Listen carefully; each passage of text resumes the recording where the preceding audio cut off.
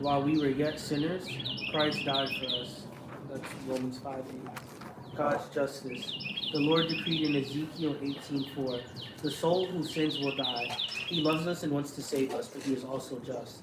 The wages of sin is death, then it must be paid. God cannot ignore our sin or simply forgive us because this wouldn't be just, and he cannot deny himself or act contrary to his nature.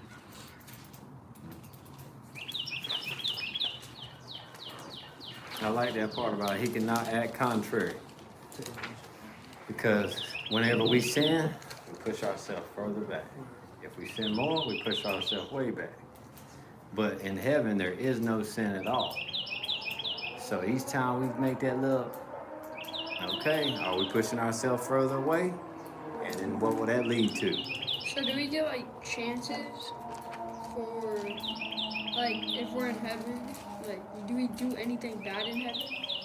There is no bad in heaven, like none, not even a speck. So like we couldn't even do anything bad in heaven? No, and even that goes back to, I realize, with like animals eating other animals, or us having to eat animals. Before sin came, all of us lived together. We didn't have to eat animals or animals. Right, I was gonna say that we don't have to eat animals. Well, Like us humans, like maybe animals. but if you think about it, lion has to eat another animal. He's a meat eater. But back before Adam and Eve sinned, the lion did not eat other animals, from what I understand, because that sin was not entered into the earth yet. But when Adam and Eve sinned, then it changed everything. Now we got to be scared of animals. Now other animals kill other animals. Like God didn't make the heaven, or he didn't make earth like that. He didn't want us to have to go through that whole thing. Y'all have an opinion on that?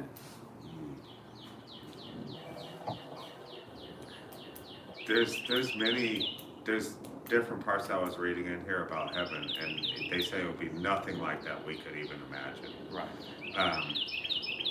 Being that no tears, pure joy. Yeah, and I don't think we will have some of the. I don't think we'll have some of this where we judge others by looking at them. Hey, this guy's too oversized, or this person doesn't look like they take care of themselves or clean themselves. I don't think we're going to have any of that, and I don't know if it's because we're going to have a heavenly body, or if we're going to become more like children. And so, because a lot of children, they'll play with other kids. They're not looking at the color of their skin and things like that. Yeah. And unfortunately, that's usually something that's either handed down by a parent, or that's something that people develop by things that they hear. And really, I think a lot of the nonsense will be wiped away, and we'll be left with more of a spiritual body. Yeah, you look at heaven as light and hell as darkness. No darkness can even enter, just like no sin can enter heaven. My brain has like a problem where it's trying to like comprehend eternity. I think that's all of us, But like brothers. in my head, like each time it thinks of it, it's just like, what is this? Like how? Like you think of like 100 years, it's like, oh, that's forever. But then like you think of eternity, it's like that's That's a million years. right. Well, 10 even a million million. years.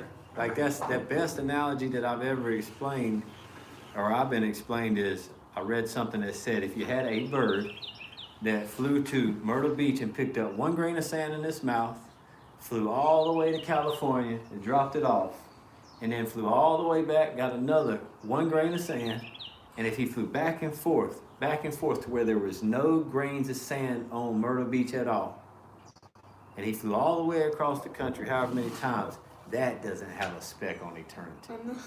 What? Yeah. Are you kidding me? It's like That's a that. crazy analogy. It's like that would take like a couple million years or something. It's forever. Yeah. Yeah. It doesn't make sense to me, but it does when it comes to eternity. Yeah. And then, our life is only 80 years. So if we have to suffer for every single bit of that 80 years to go to eternity in paradise forever, that's well worth it. And it's not even a speck of sand, 80 years.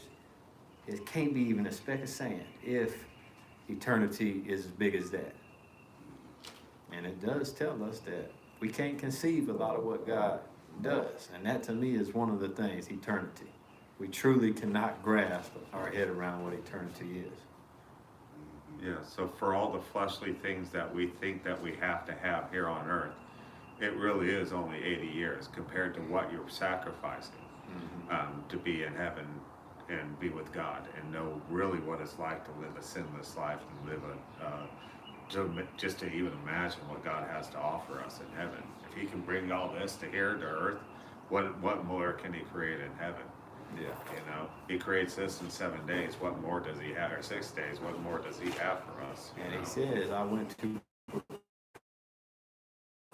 So that's just, again, unimaginable. What you said, I find that interesting because I studied it a while back thinking, okay, if we are we're sinners as soon as we're born. That didn't make sense because babies have innocence in them. But then if you think about it, if you sit there and do something wrong or take something away from a baby, what's that baby want to do? That baby wants to get you. Yeah. So it's like, ooh, it is hidden down in there. It's just not as much as us adults. It's not as conscious, right? Yeah, we've been soaked with sin and right. You need to judge this person, that person. The kids haven't got that far, but they still have sin right in them as soon as they come. Not wanting to listen to mom and dad, wanting to yell and stuff. Both those. Someone described it to me once as a little bit older of a child. So you have a child, the child's really been around home for the most part. You make cookies and they get into the cookie and then you come up and you can see chocolate on their face. You go, hey, where'd that cookie go? I don't know. So it's like, where'd you learn to lie? It's like, how'd you even learn that? Yeah. You know? Born with like knowing just like how to lie. We're born with guilt, and that guilt leads us to lie. And if we have no guilt, we have no reason to lie. So that it's best to live a fairly guiltless life and not take anything you didn't deserve, you know, as well. So yeah, it's kind of crazy to think about. So. Where are we at on that paper, brother? We are on the backside. All right. The crucifixion was where our sin and God's love and justice met. Jesus died on the cross as an atonement, which means a payment for sin. In the Old Testament, the animal sacrifices were a shadow of the ultimate sacrifice that would one day atone for his sins once and for all. Because of his great love for us, God sent his Son to earth to pay for the penalty of our sins with his death on the cross. He alone was qualified because as God in human flesh, he was the only one who ever lived a sinless life. Our sin was laid on him, and he died in our place, thereby satisfying the Lord's justice. I like the way he reads it. Yeah. What's up? I said, I like the way he reads it. Oh, thanks. You do it quick and it's easy to listen to. Oh, thank you. Yeah. I stumble on my words, and then whatever I read, I can't remember what I just read. Well, it's so important to do this too for all of us, but I think, Bentley, you're going to get a lot out of this too, because in school you have to read certain things, and I hope you feel more and more comfortable, because a lot of people have trouble reading like that. That's already showing a lot in your character to do that. So. And I greatly appreciate your input because your input is coming from that more innocent, where ours, we've been tainted for 40 years or 30 years, you know? So, yeah, you give us... 26. Getting there, though. Trying to get... You give us a much lighter answer, you know, where we have to dig for our light answer. Yeah, we have to separate out everything that we think we already knew. I think we're right. I can keep going if you want more. Okay. The cross is the heart of the Christian life. The crucifixion is the divine transaction that saves us.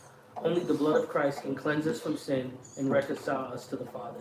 Although the Jews and the Romans viewed the crucifixion as the execution of a criminal, God saw it as the perfect atoning sacrifice that allowed him to justify sinful mankind.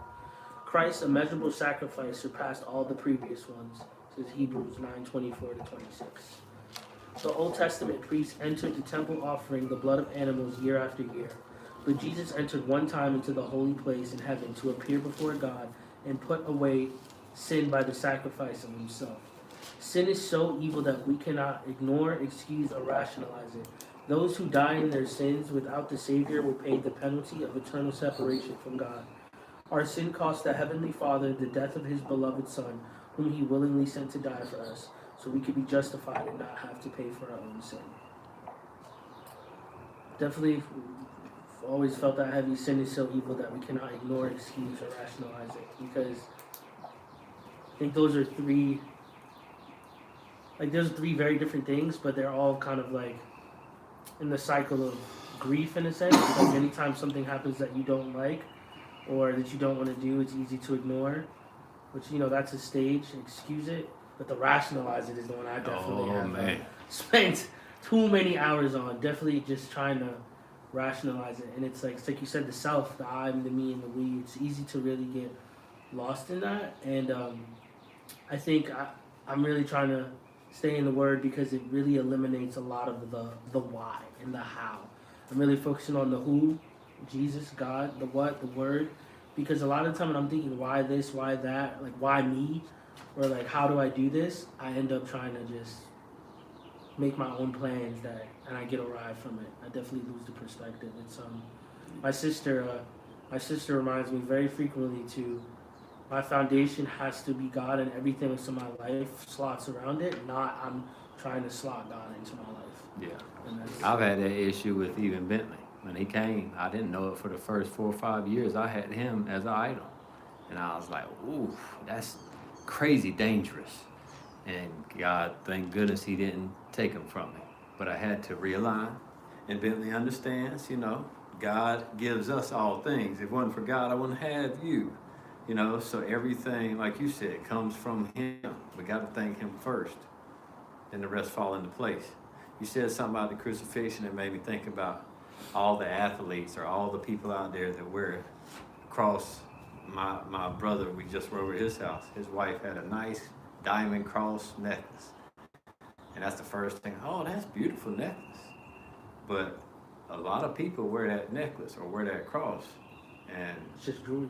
they don't have a clue about the meaning and the hypocrisy that you. It's like wearing that Jesus team player shirt. You know what I'm saying? Mm-hmm. It's something that don't make us look good. It's funny. So I have 2 crosses, and this cross was basically, I was telling your mom when she asked me about it. One of the ladies gave me this wooden cross at church, probably made in China, but that's okay. But the necklace was from Hawaii and had a shark's tooth on it, and I'm like, well, what does the shark tooth mean? I mean, does that mean I've killed a shark with my bare hands? I mean, what does that actually mean? And I'm like, so it's why am I wearing a symbol of something that I don't understand? And so I actually put the wood cross on it. And again, I don't like things. The cross should be some material that's not unattainable. Like a diamond is kind of weird to me. And the other crosses from my dad wore it was a TBN cross, was from Turner Broadcasting Network back when they would do stuff. And there was probably Kenneth Copeland or somebody who was following Pat Robertson, one of those guys he was following at the time. And so but it has the dove in the center of the cross. So I think that's always a indicator. Be careful of symbolism is all I can say. Be careful of idolatry and anything that you. Because again, this is important to me, but it's not that important. Do I always deserve to wear it? There might be times you'll see me not wear it for a while. It means I'm slipping up. Tuck it in the shit. Yeah. No, that's legit too.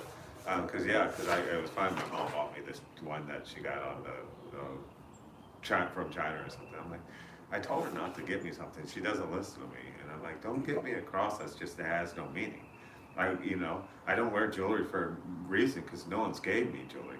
A lot of people buy their own jewelry for themselves. And it's just like, why are you buying jewelry for yourself?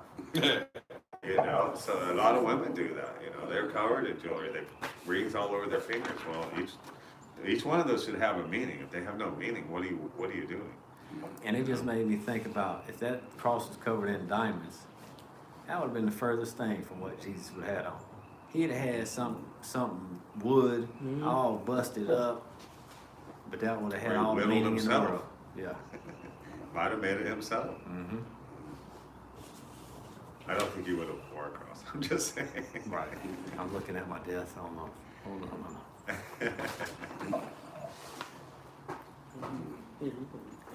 We're right here. No.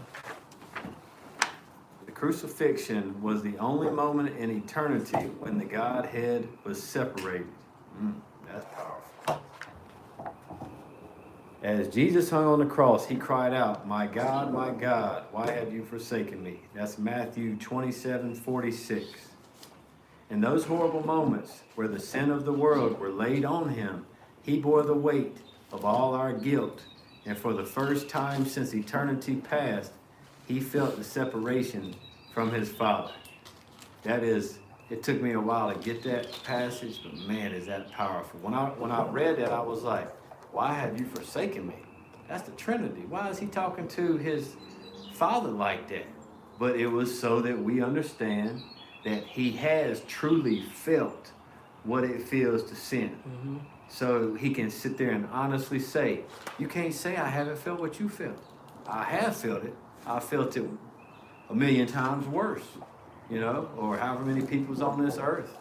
Billions of times more than you. But that blew my mind when I first, why have you forsaken me? It's like, wow, he felt it exactly like us. The crucifixion was an event that can never be duplicated and will never need to be repeated. I don't know if y'all have seen that movie, Passion of the Christ, but if you watch the interview with, what's the guy's name, John something? I don't remember his name, but I've seen it. He's got an interview that he's done with a couple people, and he got struck by lightning twice while he was up on the cross in that movie. Mm-hmm. And he said a couple times he thought he was about to die because he was up there hanging for so long, but he was like, he felt in his heart, I cannot do this movie and try to duplicate the most important part of all of humanity without going through a lot of pain. So if it's my time to die, then I will die. But he got struck twice while he was up on the cross. Twice is crazy. And it shows God was watching everything they were doing. And when you sitting there, you're playing with fire, trying to duplicate what I did, and I only wanted that to happen once. I think the movie had me crying, so it definitely has its power, but that dude's an awesome dude that would risk his life to show the rest of humanity or try to show that reenactment. I don't think that's something to play with, though. The crucifixion was an event that can never be duplicated and will never need to be repeated. Christ's atoning death happened on one day, and in one moment in history, it was sufficient to pay for all the sins of everyone who lived or will live from Adam until Jesus returns. Christ never has to suffer and die again. The death of Christ covered everything. Nothing can compare with what Jesus accomplished on the cross, and nothing else is required to pay for our salvation. Christ's crucifixion makes forgiveness possible for everyone who believes in him. And for those who do, their future is secure because their names are written in the Lamb's Book of Life. There were 3 crosses on the hill that day. On one was a blaspheming criminal. In the middle was the Son of God paying the penalty for sin. And the third cross hung a repentant sinner saying, Jesus, remember me when you come in your kingdom. That's Luke 23:42. There was nothing he could do except believe that Jesus was the Messiah, and Christ answered him, today you shall be with me in paradise. The only way to be saved is through faith in Jesus Christ. Now, our question that we can ask ourselves is, how does a deeper understanding of what transpired on the cross affect your appreciation of salvation?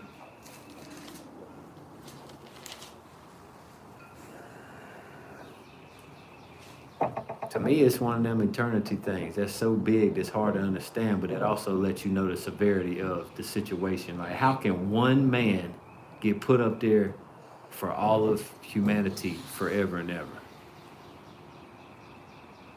It just, knocks me back in my seat some, lets me know the severity of it. What about y'all? How does a deeper understanding of what transpired on the cross affect your appreciation of salvation? And then also, how could it change your lifestyle and priorities?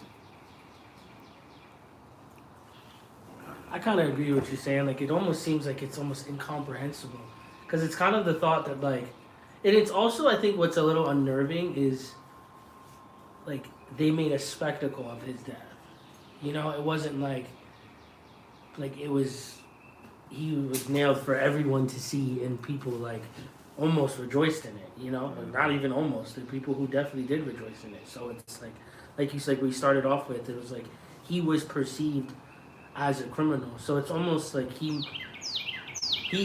made the ultimate sacrifice for some people who won't even realize that it was a sacrifice, you know, which I think is really mind-boggling, because that's a level of like selflessness that I can only work every day, glory to God, to try to even, you know, show myself, because it is very mind-boggling, because, and especially for people that were there then and to come, you know, it's like for people that for us, and we weren't even around at that time, you know. So how, if we could change something in our life, how could we change one thing that could make us closer to Him within our lifestyle? Prioritize Him better than we do today. Probably get rid of some of the things we prioritize.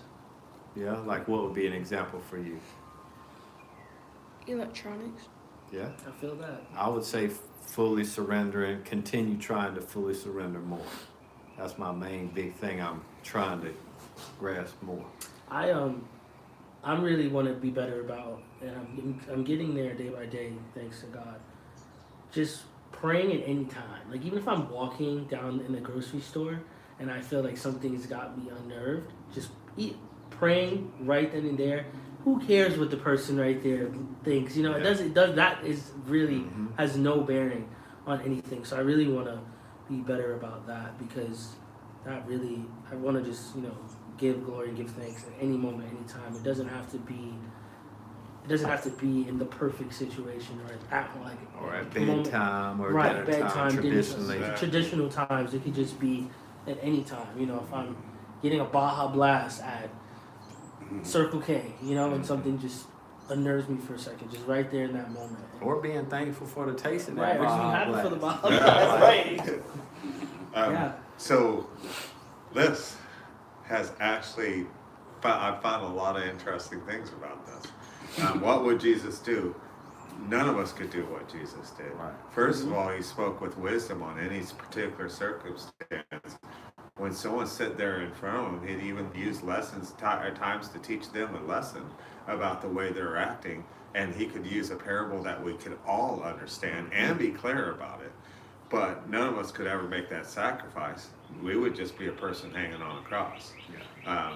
But I have found this to be very important. So there was a guy at my work, and I said something about rolling it each day, and he goes, I can't do that. He goes, that's like gambling in a weird way.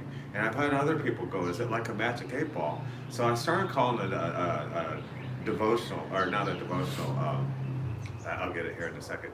But what I've decided to do is when I take this out, I actually read each side of it each time. And it makes me spend time thinking about God and what these things mean to me.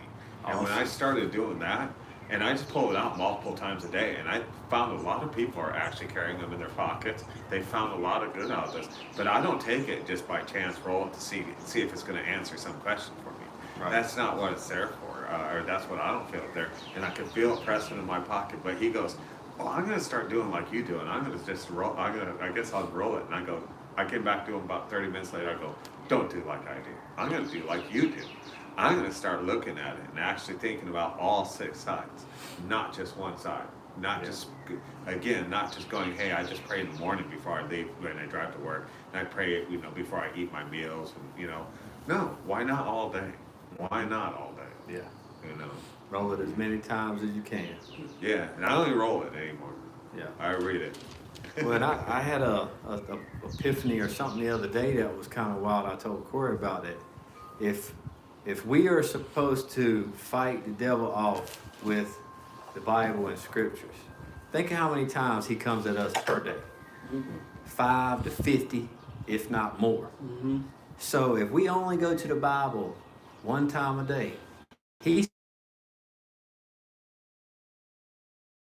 that don't make no sense. Like one of the guys at church the other day is like, how often do we go in the refrigerator to get fed?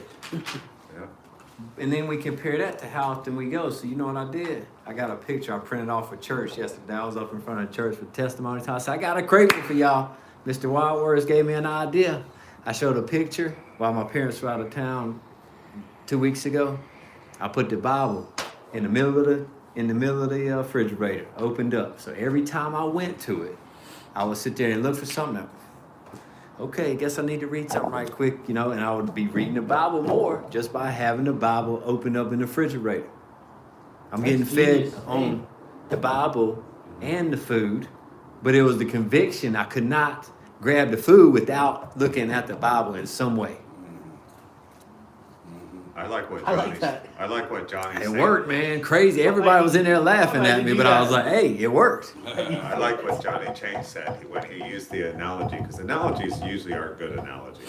But he used the analogy that devil putting thoughts in your head. And what's you? And because I got thoughts, and I'm like, I don't think that about people. That's wrong. You see someone that doesn't look quite right, and you're kind of judging them or something like that. And so then I stopped. So now every time that the devil puts something in my head, I go, that's not me. And I pray to God, God, remove this devil from my head. I go, get him away from me. So I've been learning to sit there and turn it back around on him and put God between him and me. You need to send him that interview with Johnny Chang and Yeah. I don't know what's all viewable since I included the devotional group. He was in I don't there know if you can go, afterwards. but I don't know. Maybe you can see back history. No, I can't. I can only see from the first message you. Oh, okay, interesting. We can Interesting. resend it again because it's powerful. Okay. Yeah. Johnny Chang and Bryce Crawford. Bryce Crawford. They got their Yeah. niches in their own area, but It's about an hour long, but it's good. It's worth the That's watch, good. man. He compared it to people coming by in your grocery cart and dropping beans in your grocery cart. And you go to pay for it and you're like, why is there beans in my grocery cart? So now if you accept what the devil does, you're going to go, I haven't had beans in a long time. Maybe I need to start adding beans to my diet. But then you could go, but you really should be going, I didn't want beans. These aren't what I wanted. This isn't me. I would have gotten them if that's something I would have wanted. And it's just like, why do you allow the devil to put things in your grocery cart? And I thought that was a very because even Bucky, our Sunday school teacher, talks about thoughts in his head. That he's just like, where do they come from? So I sent it to Bucky. Bucky really came back and he liked it too. So. The Johnny Johnny Chang Chang interview. Oh, really? Yeah. He said that guy's a powerful man, or a powerful speaker. And I'm like, yeah, there you go. Yeah. so you got anything, Corey, that you think that you could give up or change or something that would help you out, or just understanding the salvation and helping grow closer? Yeah, I just need to open up more and be able to talk to strangers about God. I still don't go up to them and be like, hey, you know Jesus loves you, and see how they react. Yeah. I have been putting stuff on Facebook, which said, that might help. I've been putting scriptures on Facebook, and I've noticed that. that might help. But what if it's just the people that already know God that are answering me, and nobody that don't know God, they're not answering me? Well, but what if you're planting seeds like that farmer? Yeah, and a lot of them's got to be reading it, just not liking it. We're not supposed to get credit. So Yeah. even if they're not jumping back out at you, those little hearts with the cross in them that I've been handing out for a good many years. Tell you go on Amazon and order 100 of them bad boys, and they don't cost but $10 a bag. And you just put about 10 or 20 in your pocket there, like I need to give you that. You have a great day. Yeah. You don't have to say anything. And I've only had out of all the dice I've ever handed out, I only had one old lady at the Rock Hill Diner.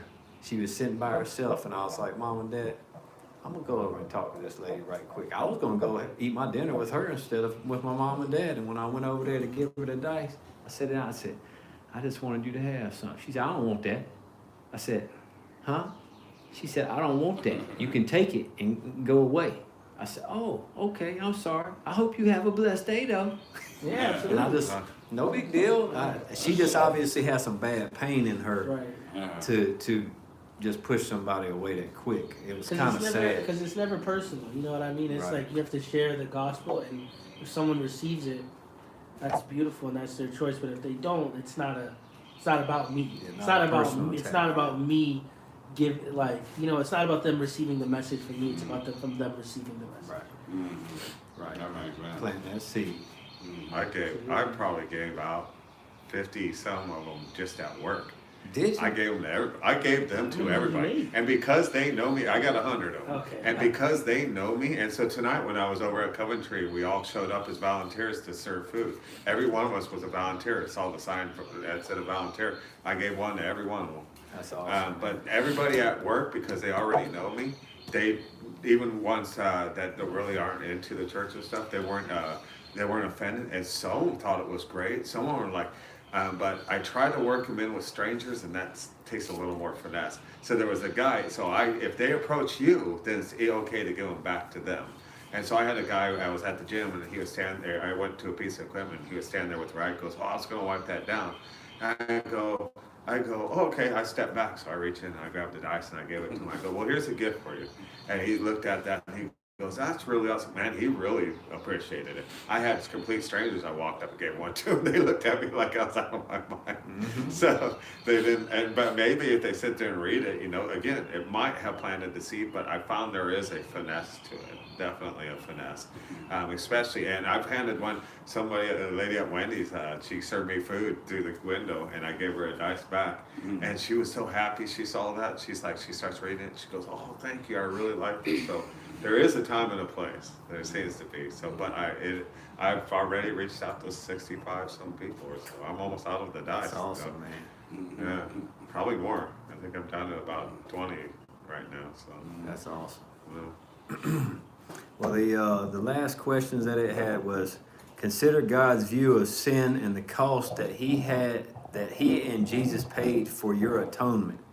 How does this affect your perception and tolerance of sin in your life? Less and less every day. Well, and I know after I watched Passion of Christ, even though I had to read all the subtitles, man, when I watched that, boy, I didn't want to do nothing wrong. Just because the visual just poof, hit me like a Mack truck. And I was like, and then slowly but surely, as we're out here walking around, if you don't read the Bible daily, day and night, consistently, then you drift back further away. I love the fact that it's all up to us. We just have to really just trust in His process. And He's not asking a lot. Just come to me and talk to me and read my words so you know who I am. Like, that's as easy as you can get. We got a test, and He gives us an open book. And it's not even a full question. 80 years? That ain't even a full question. You giving us half a question and an open book. Don't get no easier.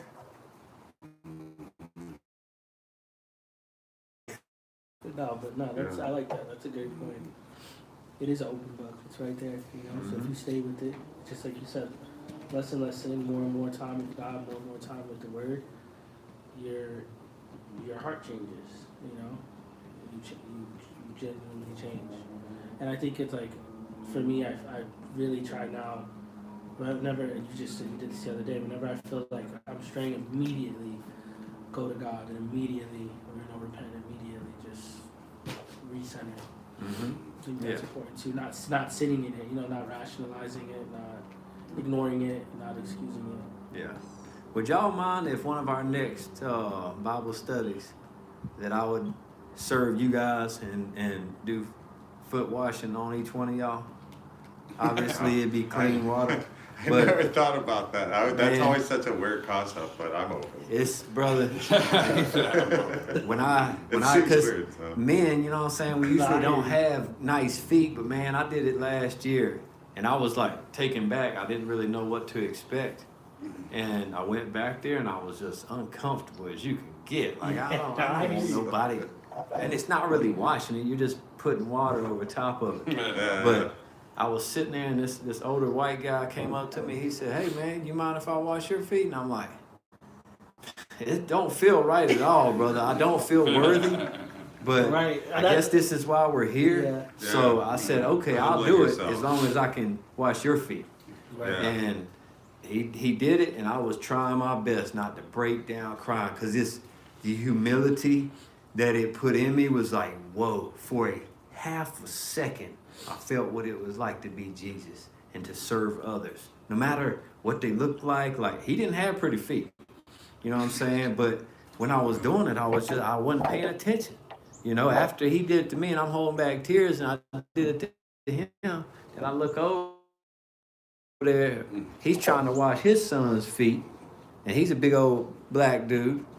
But Elder Tyrone came bend down, and I'm like, hey, bro, you mind if I wash your son's feet? You know, let me do that for you.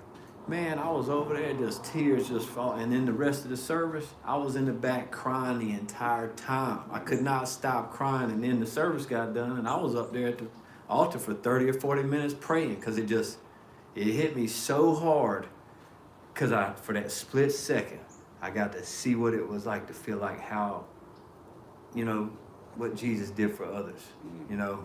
And it still affects me, you know, big time now, but I would love to do that for y'all, just, you know what I'm saying, to show the love to y'all. Yeah. No, it is. I guarantee it's an experience. And I don't care if your we're feet trying to stink or avoid. look bad or nothing, man, because nothing. Okay, good, because I was a little bit worried. Yeah, I got my big toenail. It looked a little funky. It looked a little funky, but you had to. I'm good on that, brother. I make sure, you know, you'll be fine. I got a couple unclipped toenails. It's kind of weird. So let me tell you, since I'm the oldest one of all you, I remember when I used to be young, and I used to look at all the older people in the church and all the marks on their arm, the little blue dots, and the kidney spots and things.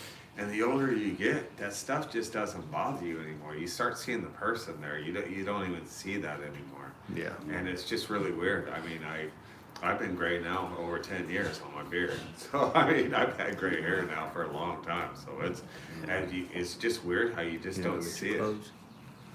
Yeah. Is it in the bag that it usually is in? What's that? Oh, yeah. If you need a shirt or underwear. But yeah, it's yeah, I would like to do that for y'all, because I think y'all might have a similar effect. You know what I'm saying? And it's the most powerful moment I've ever had with God, other than delivering Bentley myself. Like, how can you compare delivering your own child to washing someone else's feet? Wow. You delivered Bentley. That's crazy. That's cool. Yeah. Glad you did. Yeah, I did Zachary too. I had to hold her legs back, both legs. So I was like right there. That was crazy. Did the doctor have you stick your hands up in there and grab them out? Nah, I just had to hold her legs back, and then he pulled Zachary out. But it's weird because the head comes out and then the body just flops out like a fish. It's weird. Oh, It's gotta be crazy. I really didn't. It's crazy. It's real crazy, dude. I didn't know if I could handle it, but I was like, Doc, if there's any way possible, man, if I don't start getting sick, I'd like to deliver my own son. And he said, really? Okay, well, we'll see how it goes. And when he started seeing, Doc was like, huh? well, I was a fireman in high school and college, Dude, so that's. it was, I was telling Brian, like, I went to school for like accounting and stuff. I literally want to be a firefighter. I was talking to a firefighter the other day. Yeah. My mom was a cop. My dad, like, that's so awesome. it's an awesome job. But yeah, he said, hey, he said, nurse such and such, get out the way. Because as soon as she barely pushed, I guess he was coming. And he got her out the way, and I went over there, and he was like, all right. He had his hands up in there, and he said, I want you to slide your hands on the outside of mine. I'm going to pull mine out. She's going to push once, and the head's going to pop out. And he pulled his hands out, push, boop. And then he said, okay. Then he got his hands back around mine, and he said, he grabbed them shoulders and twisted them. He said, all right, Dad, you slide your hands up around mine again, but this time you better hold on, because he's coming out. And sure enough, that one push, and then I looked the other way, because I knew that placenta was coming, and I didn't want to see none of that. I had watched a couple videos to make sure I knew what to expect, and I wasn't going to pass out. I don't even know what it looks like. The day will happen. Yeah. Hopefully, God will. But Yeah, that's God will. courageous. It's everything you're saying right now about washing feet and everything. How are you going to know until you do it? You don't know how powerful things are until you do it. And so that's also how you gain the courage. That there's a lot of people say are courageous, but there's very few people who are truly courageous. Yeah. But it is courageous to do something that is out of your element, knowing it's out of your element. You're like, you know what? I'm going to just put myself there and just do it. And you're like, yeah, so I. No, that has to be a awesome. crazy expression, because what you said when you said that, I was like, me. I was like, dude, I'm some regular schmuck, bro. Well, I'm like, but I'm nobody. That's the thing. Like I'm me. That's what I Right. thought when I went in. I'm I was nobody, like, dude. I can't pass this up. But man, I do not feel worthy at all. And Right. when you started laughing, y'all were kind of giggling. I totally get it because that was my when they initial- were like foot washing. Nah, man, because they had the females in one room and then the males in the other room, but it didn't happen to be but 4 of us males. Right. So it was. I was like, well, I'll try, but man, I'm trying to tell you, boy, It's so I would funny be 'cause- honored to do it for y'all. And I told the pastor earlier today, I said, anytime, I will be more than willing, and I'll sit up front of the church and wash feet all service because it has that big impact. The only thing is when you're doing it, you just have water in a bowl that your feet can, like that much water. But when that person's feet is done, then you dump that water out and get fresh water and then start over again. So it's not like you're switching. There's nothing unclean about it, really, It's just as long as you're good with your hands, like meaning you don't care about touching somebody's nasty feet. And that's the part about the selflessness. You can't sit there and think about what someone's feet look like. That's, you could change their life like it changed mine. It's so interesting too, because you think about it, like that is stuff that we do for children and we do for the elderly. So why is there always such a disconnect once you become just like a 20-year-old to whatever age adult? It's very interesting to think about that, because it's not really like as crazy as you think it is. Right. It's just a normal action. Looking good, man. Yeah, it looks fly. I like that shirt. Y'all don't gotta go nowhere. I'm just gonna walk him down. She just went home. Oh, jeez, I didn't mean to waste your time. No, you good, man. Well, Man, let me get a pic of us right quick. Do y'all mind?